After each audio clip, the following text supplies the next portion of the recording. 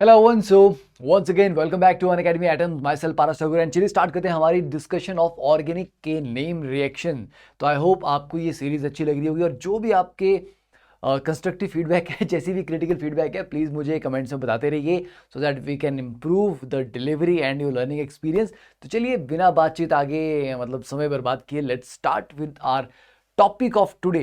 तो आज हम क्या पढ़ने वाले हैं? आज हम एक बहुत इंटरेस्टिंग नया टॉपिक पढ़ने वाले हैं, that is bear Villiger oxidation.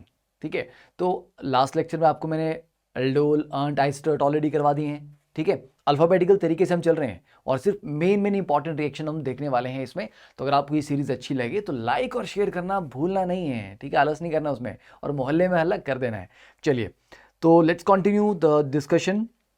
तो बेयर विलीगर ऑक्सीडेशन तो क्लियरली ऑक्सीडेशन प्रोसेस है और शॉर्ट फॉर्म में आप इसको याद कैसे कर सकते हैं कि बच्चा यहाँ पे होता क्या है। देखिए यहाँ पे कीटोन्स एस्टर्स में कन्वर्ट हो जाते हैं। देखिए ये आपके पास कीटोन है, ठीक है, एक तरफ आपका R1 ग्रुप लगा है, एक तरफ R2 ग्रुप लगा हुआ है। मतलब दोनों R1 और R2 सेम भी हो सकते हैं, डिफरेंट भी हो सकते हैं। तो it can be a symmetrical ketone. अगर दोनों ग्रुप सेम होंगे तो सिमेट्रिकल कीटोन कहलाएगा और अगर दोनों ग्रुप डिफरेंट होंगे तो that will be unsymmetrical ketone. समझे? तो चलिए ये दो ग्रुप हो गए हमारे पास आगे, इनको हमने गोला भी लगा दिया। अब इसके बाद क्या हुआ, जब आपने इसको परॉक्सी एसिड के साथ ट्रीट किया, बेटा किसके साथ? परॉक्सी एसिड। परॉक्सी एसिड क्या होता है? नॉर्मली आपका जो कार्बोक्सिलिक एसिड है दिस RCOOH, ठीक है, इसमें एक ऑक्सीजन और लगा लीजिए तो RCOOH ये बन जाएगा। This is called peroxy acid. क्यों? क्योंकि इसमें ये परॉक्साइड लिंकेज है यहाँ पे, तो परॉक्साइड लिंकेज की वजह से इसको परॉक्सी एसिड कहते हैं और एक अच्छा ऑक्सीडाइजिंग एजेंट ये होता है। तो ये आपके पास परॉक्सी एसिड जो आ गया, इसके साथ जब आप ट्रीट करेंगे तो एक ऑक्सीजन लग जाती है। कहाँ लगती है बेटा? कार्बोनिल और एक साइड के अल्काइल के बीच में। जैसे यहाँ कार्बोनिल और R2 के बीच में मैंने ऑक्सीजन को इंसर्ट करवा दिया। तो पॉइंट ये है कि सर ये ऑक्सीजन किस तरफ इंसर्ट होगी, ये हमें कैसे पता लगेगा? क्या सर ये लेफ्ट में भी इंसर्ट हो सकती थी? हाँ हो तो सकती थी, ऐसा भी बन सकता था कुछ, राइट? तो सर कैसे आइडेंटिफाई करेंगे कि किस तरफ लगेगी? तो बेटा देखो लग तो दोनों तरफ सकती है, ऐसा नहीं है। तो एक मेजर प्रोडक्ट बनेगा और एक माइनर प्रोडक्ट बनेगा। तो हमें यह देखना है कि मेजर प्रोडक्ट बनने के पीछे क्या एक्सप्लेनेशन है। देखिए जो R1 और R2 है, दोनों ग्रुप का माइग्रेट करने का कुछ टेंडेंसी रहेगी। जैसे आपने अल्काइल शिफ्ट, मिथाइल शिफ्ट वगैरह पढ़े हुए ना, ठीक है। सिमिलरली इसके मैकेनिज्म में भी अल्काइल शिफ्ट होता है, मतलब माइग्रेशन होती है। तो बेटा जिस ग्रुप का माइग्रेटरी एप्टीट्यूड मतलब माइग्रेट करने की टेंडेंसी ज्यादा है, ठीक है, तो अगर R2 का माइग्रेट करने का टेंडेंसी ज्यादा है तो ऑक्सीजन उसकी तरफ लगेगा। तो सिंपल शब्दों में आप ये याद रखिए कि जितना इलेक्ट्रॉन रिच कोई ग्रुप होगा उतना ही उसकी माइग्रेटरी टेंडेंसी ज्यादा होती है, तो उसकी तरफ आपने ऑक्सीजन को लगा देना है। सिंपल। तो ये चीज समझ आ गई। इन शॉर्ट क्वेश्चन कैसे करना है? जिसका माइग्रेटरी एप्टीट्यूड ज्यादा है, और माइग्रेटरी एप्टीट्यूड ज्यादा किसका होता है? जो ज्यादा इलेक्ट्रॉन रिच है। तो यहां पर आपको मैंने ये डेटा दिया हुआ है कि माइग्रेटरी एप्टीट्यूड अगर आप अल्काइल में देखेंगे तो 3 डिग्री, उसके बाद साइक्लोहेक्साइल, फिर 2 डिग्री अल्काइल, फिर बेंजाइल, फिर फिनाइल, 1 डिग्री अल्काइल, CH3 और H। ठीक है, तो आप बोलोगे सर ये मतलब एक सेकंड आप इसको करो जरा, मैं कुछ लगा लेता हूं यहां ऊपर। ठीक है, देखिए तो ये अल्काइल ग्रुप्स में क्लियर हो गया ऑर्डर, माइग्रेटरी एप्टीट्यूड। और अगर अराइल हो तो अराइल में भी डोनेटिंग ग्रुप, जैसे पैरा पे यहाँ पे मिथॉक्सी लगा हुआ है, मिथॉक्सी जो डोनेटिंग ग्रुप, पैरा पे फिर मिथाइल है तो उसकी थोड़ी सी कम है क्योंकि मिथाइल उतना अच्छा डोनेटिंग नहीं जितना मिथॉक्सी है। फिर पैराक्लोरो, पैराब्रोमो और पैरा नाइट्रो, नाइट्रो तो विड्रॉइंग है, तो नाइट्रो देखो लास्ट में आया, तो विड्रॉइंग ग्रुप होगा तो उसका माइग्रेटरी एप्टीट्यूड सबसे कम होगा। ठीक है, अब इसके ऊपर कुछ सिंपल एग्जांपल कर लेते हैं ताकि आपको समझ भी आ जाए कैसे करना है। देखिए ये मेरा कार्बोनिल है, तो जल्दी से एक बार आप भी करके बताइए कि यहां पर MCPB है। अब आपके दिमाग में सर ये MCPB क्या बीमारी है? बेटा मेटाक्लोरोपरॉक्सी बेंजोइक एसिड, तो ये भी एक परॉक्सी एसिड है, नथिंग एल्स। ठीक है, तो यहां पर वही करना है। अब देखिए कार्बोनिल के एक तरफ आपका सिंपल मिथाइल लगा है और एक तरफ साइक्लोहेक्साइल लगा है, तो ऑब्वियस सी बात है साइक्लोहेक्साइल का माइग्रेटरी एप्टीट्यूड ज्यादा है, तो हम ऑक्सीजन को कहां लगाएंगे? साइक्लोहेक्साइल वाली साइड। ठीक है, तो ये बन जाएगा आपका मेजर प्रोडक्ट। तो मैंने ये बोला कि दूसरी तरफ नहीं लग सकता, लग सकता है पर हमें मेजर प्रोडक्ट की यहां पर बात करनी है। यहां पर क्या बेटा, ये सिमेट्रिकल है, दोनों तरफ एक जैसे ग्रुप है, तो किसी भी तरफ लगा दीजिए तो ये जो 4 मेंबर रिंग है इससे ये 5 मेंबर रिंग में कन्वर्ट हो जाएगा। ठीक है, और ये बेसिकली क्या बन जाएगा? लेक्टोन बन गया, साइक्लिक एस्टर बन गया। तो साइक्लिक एस्टर भी यहां पर आपके बनते हैं। यहां पर देख लीजिए एक तरफ आपका ये वाला जो कार्बन है ये 3 डिग्री है, जबकि दूसरी तरफ ये वाला जो कार्बन है वो 2 डिग्री है। तो जितना ज़्यादा हाई डिग्री का कार्बन होगा उसकी माइग्रेटरी एप्टीट्यूड ज़्यादा होगा। तो मतलब ऑक्सीजन इसके और इसके बीच में यहाँ पर ऑक्सीजन आपका आना चाहिए। तो चलिए इसको बना देते हैं। तो यहाँ पर हमारा क्या बन जाएगा, ये आपका 6 मेंबर रिंग आ गया, और यहाँ पर क्योंकि बीच में ऑक्सीजन आएगा तो this will become a 5 member ring. ठीक है, ये बन जाएगा यहाँ पे। अब देखो लास्ट वाला एग्जाम्पल, इस वाले एग्जाम्पल में क्या करेंगे, यहाँ पे देखिए ये कार्बोनिल है। ऐसा मत बोल देना सर ये नीचे भी कार्बोनिल है, क्योंकि नीचे वाला जो वो अमाइड है वो कीटोन नहीं है। तो कीटोन वाला कार्बोनिल बच्चों ये है आपका। ठीक है, तो इसके राइट साइड में अगर आप देखेंगे तो ये 3 डिग्री मतलब टर्शियरी ग्रुप आपको लगा हुआ है। ठीक है, और लेफ्ट साइड अगर आप देखेंगे तो आपका ये रिंग लगा हुआ है। तो ऑब्वियसली बात है ज़्यादा हाई डिग्री का कार्बन कहाँ पे है, राइट साइड में है। तो इसका माइग्रेटरी एप्टीट्यूड ज़्यादा है, तो ऑक्सीजन को यहाँ पर हमें इनके बीच में इंसर्ट करना है। ठीक है, तो बाकी सब कुछ ये सेम रख के,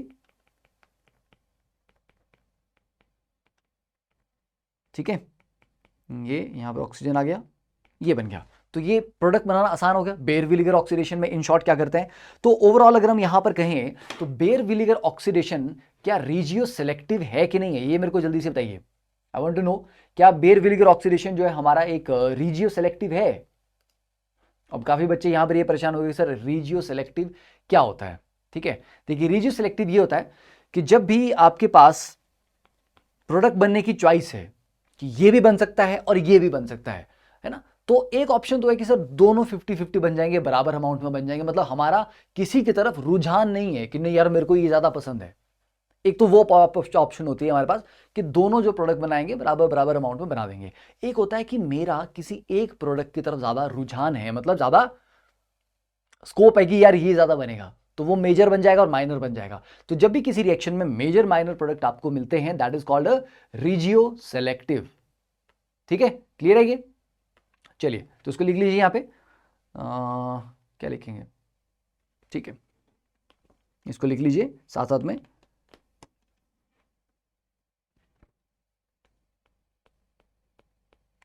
bear Villiger oxidation of unsymmetrical ketones. Okay, why unsymmetrical ketones, क्योंकि बेटा जो सिमेट्रिकल कीटोन है उसमें दोनों तरफ ग्रुप सेम है, किसी भी तरफ ऑक्सीजन लगाओगे बात बराबर होगी, तो वहां पर मेजर माइनर वाली टेंडेंसी या कंफ्यूजन होगा ही नहीं। ठीक है, तो Baeyer Villiger oxidation of unsymmetrical ketones is regioselective. Okay, मतलब मेजर माइनर की कहानी यहां पे रहेगी आपकी। ठीक है, तो ये चीज आपको समझ आ गई, याद रहेगा, इसमें गलती नहीं होगी, है ना। चलिए अच्छी बात है। अब इसके मैकेनिज्म की बात कर लेते हैं। तो ये अब ये वाला पार्ट उनके लिए जिन बच्चों को इसका मैकेनिज्म जानने की इच्छा है कि सर एग्जैक्टली यहां पर हुआ क्या। देखिए हमारे पास ये था ओरिजिनली एक अनसिमेट्रिकल कीटोन है, और आप इसको ट्रीट करो बेटा परॉक्सी एसिड के साथ RCO3H, या चलिए इसको R3 लिख देते हैं ताकि R1 R2 R3 आपके पास पता लग जाएगा कि ये 3 तरह के हमारे पास अल्काइल ग्रुप हैं।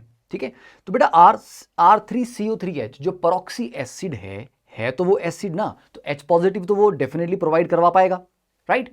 तो ये जो आपका कीटोन है इसके कार्बन डबल बॉन्ड ऑक्सीजन के ऊपर ऑलरेडी पोलैरिटी होती है, तो जो कार्बन है वो इलेक्ट्रोफिलिक होता है, पर जो H पॉजिटिव है इसके ऊपर क्या होगा, इसको ऑक्सीजन अपने लोन पेयर के थ्रू गेन करेगा, जिससे कि अल्टीमेटली कुछ इस तरह का आपके पास इंटरमीडिएट आएगा।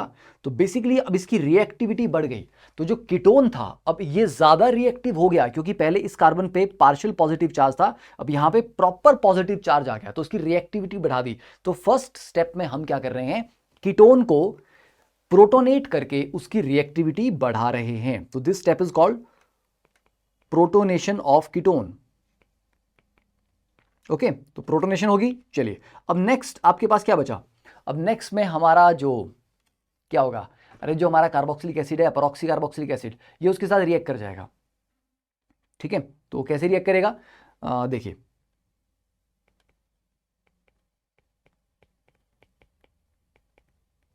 ये आपका परॉक्सी कार्बोक्सिलिक एसिड है। हाँ, अब इसको एज ए न्यूक्लियोफाइल काम करना है, क्यों, क्योंकि यहां पर आपके पास इलेक्ट्रोफिलिक सेंटर है, तो अगर एक इलेक्ट्रोफिलिक सेंटर है तो जो दूसरा अटैक करने वाला होगा वो भाई साहब वो न्यूक्लियोफिलिक ही होगा। अब किसके थ्रू अटैक हो सकता है, क्या इस ऑक्सीजन इस ऑक्सीजन इस ऑक्सीजन, 3 ऑक्सीजन हमारे पास हैं। देखिए ये 2 ऑक्सीजन ऑलरेडी रेजोनेंस में इन्वॉल्व है, तो इनके लोन पेयर उतने इजीली अवेलेबल नहीं होंगे जितनी आसानी से इस ऑक्सीजन का लोन पेयर अवेलेबल होगा। तो ये जो ऑक्सीजन जिसको मैंने ग्रीन कलर में हाईलाइट किया है, ये जनाब एज ए न्यूक्लियोफाइल अटैक करेंगे, ठीक है। और ऑब्वियसली ये अटैक करेगा, फिर इस ऑक्सीजन के ऊपर पॉजिटिव चार्ज आएगा, फिर ये अपना H पॉजिटिव छोड़ेगा, तो साथ में इसका अपना H पॉजिटिव भी निकलेगा। तो हमारे पास यहाँ जो अब प्रोडक्ट बना R1 OH और यहाँ R2 और यहाँ लग गया ये O, फिर O, फिर C double bond O R3, ठीक है। चलो, आई एम ग्लैड कि मेरे सिर के पीछे नहीं आया ये, ठीक है। ये आपको समझ आ गया। ये थी वो ऑक्सीजन ग्रीन वाली, ठीक है, जिसके थ्रू हमारा अटैक हुआ था। तो इस ऑक्सीजन के साथ एक H भी था, वो निकल गया, ताकि ऑक्सीजन के ऊपर जो पॉजिटिव चार्ज डेवलप हुआ है वो अब वापस से आपका न्यूट्रल बन जाए। तो यहां तक की कहानी क्लियर होगी। ये जो आपका इंटरमीडिएट है, this is called Criegee intermediate, okay. देखो ये मैकेनिज्म वाला जो पार्ट है, ये उनके लिए जिनको एडवांस की तैयारी करनी है या थोड़ा सा डिटेल में जानने की इच्छा है, क्योंकि जब आप किसी चीज़ को डिटेल में पढ़ते हो तो आपकी अंडरस्टैंडिंग, जो आपकी जो रिटेंशन ऑफ नॉलेज है, वो बेहतर होता है उसमें। अब इस क्रिगी इंटरमीडिएट में नेक्स्ट स्टेप में होगा क्या, अल्टीमेटली आपको भी पता है कि सर ये जो R3 वाला कंपोनेंट है, ये हमारे को फाइनल प्रोडक्ट में तो नहीं चाहिए था, हमें फाइनल प्रोडक्ट में सिर्फ एक ऑक्सीजन को यहां पर इंट्रोड्यूस करना है, ठीक है। तो मतलब बाकी के पार्ट को हमें निकाल देना है, तो इस पूरे को हमें एक्चुअली हटा देना है, ठीक है। ये कैसे हटेगा, ये हटेगा, ये जो ऑक्सीजन है इसके पास लोन पेयर है, ये लोन पेयर नीचे आएगा, ओके। अब इस कार्बन के ऑलरेडी 4 बॉन्ड बन रहे हैं, तो अगर ये लोन पेयर नीचे आएगा तो एक अल्काइल ग्रुप यहां से माइग्रेट करेगा। अब वो कौन सा करेगा, जिसका माइग्रेटरी एप्टीट्यूड ज्यादा है। तो मान लेते हैं R2 का माइग्रेटरी एप्टीट्यूड ज्यादा था, तो R2 भाई साहब जो है ये यहां माइग्रेट करेंगे, किसकी तरफ, ऑक्सीजन पे, और ये वाला बॉन्ड टूट जाएगा, नीचे वाला जो बॉन्ड है ना ये वाला, ये टूट के ऑक्सीजन के ऊपर, ताकि ये वाला पार्ट अलग हो सके। तो इसके बाद जो आप प्रोडक्ट लिखेंगे दैट विल बी, कहाँ लिखूँ, यहाँ लिख देता हूँ मैं, R1 OH, ऑक्सीजन के ऊपर पॉजिटिव चार्ज आ जाएगा, एंड यहाँ पे आ जाएगा OR2 plus R3 CO negative. तो ये जो CO नेगेटिव है, ये जनाब यहाँ से H उठा लेंगे, तो यहाँ से जब H उठाएंगे तो ऑब्वियसली बात है R1 COO R2 plus R3 COH बन गया ये। तो ये आपका फाइनल प्रोडक्ट बन गया यहाँ पे, डन। तो ये था ओवरऑल रिएक्शन मैकेनिज्म, ठीक है। तो ये रिएक्शन मैकेनिज्म के बेसिक फंडामेंटल आपने समझ लिए। अब एक चीज इसमें बड़े ध्यान से याद रखना, इसके ऊपर क्वेश्चन बड़े अच्छे से डिजाइन किया जा सकता है। जैसे कि मान लीजिए आपको पूछा है कि बेटी ये जो ऑक्सीजन है सिमेट्रिकल है यहाँ पे हमारा, और ये जो ऑक्सीजन है ना ये O18 है, तो इसको जब मैं MCPBA के साथ ट्रीट करूंगा तो ये वाले ऑक्सीजन को क्या होगा। तो आपने इस पूरे मैकेनिज्म में देखा कि सर जो कार्बोनिल वाला ऑक्सीजन है वो कहीं पर भी अपनी जगह से शिफ्ट नहीं होता, वो सेम ऑक्सीजन रहता है, ठीक है। तो अगर वो सेम ऑक्सीजन रहता है तो दैट मीन्स कि फाइनल प्रोडक्ट में ये जनाब यहीं पे रहेंगे, और ये जो ऑक्सीजन आएगी ये आएगी आपकी परऑक्सी एसिड से, ठीक है। तो ये जो कार्बोनिल ऑक्सीजन है ये सेम ही रहता है, तो ये भी क्वेश्चन पूछा जा सकता है, ठीक है। तो इस चीज के ऊपर ध्यान देना। बाकी इससे मिलता जुलता एक और रिएक्शन है डेकिन रिएक्शन, तो उसके बारे में बात करनी है क्या, चलो छोड़ो अभी नहीं करते, otherwise this session will become कुछ ज़्यादा लंबा हो जाएगा ये, ठीक है। चलिए, तो आई होप आपको ये वाला लेक्चर अच्छा लगा, समझ आया, बढ़िया से समझ आया। तो अगर समझ आया अच्छे से तो उसको लाइक करिए, शेयर करिए, पीटी लाइव कोड इस्तेमाल कीजिए, एंड जल्दी से जल्दी अनअकैडमी सब्सक्रिप्शन ज्वाइन कर लीजिए अगर आप प्लान कर रहे हैं एक अच्छा सा शानदार परफॉर्मेंस जेईई मेंस में और एडवांस में भी, ठीक है। तो use the code PT Live when you join the Unacademy subscription. और अनअकैडमी सब्सक्रिप्शन में देखिए मल्टीपल फैक्टर्स हैं। एक तो आपको बेस्ट एजुकेटर्स मिलते हैं, और बेस्ट एजुकेटर्स आपको मिलते हैं, कंट्री के बेस्ट एजुकेटर्स आपको मिल रहे हैं। अब आप जेईई की सब्सक्रिप्शन लोगे तो उसमें 11th के कोर्स भी चल रहे होंगे, उसमें 12th के कोर्स भी चल रहे होंगे, ड्रॉपर के कोर्स भी चल रहे होंगे। तो डजंट मैटर, आप अगर 11th वाले बच्चे हो तो आप ड्रॉपर की क्लास भी अटेंड कर सकते हो। तो आपको लग रहा है कि मुझे सर फास्ट पढ़ना है, जल्दी जल्दी सिलेबस अपना कंप्लीट करना है, तो आप अपनी स्पीड फॉलो करिए ना।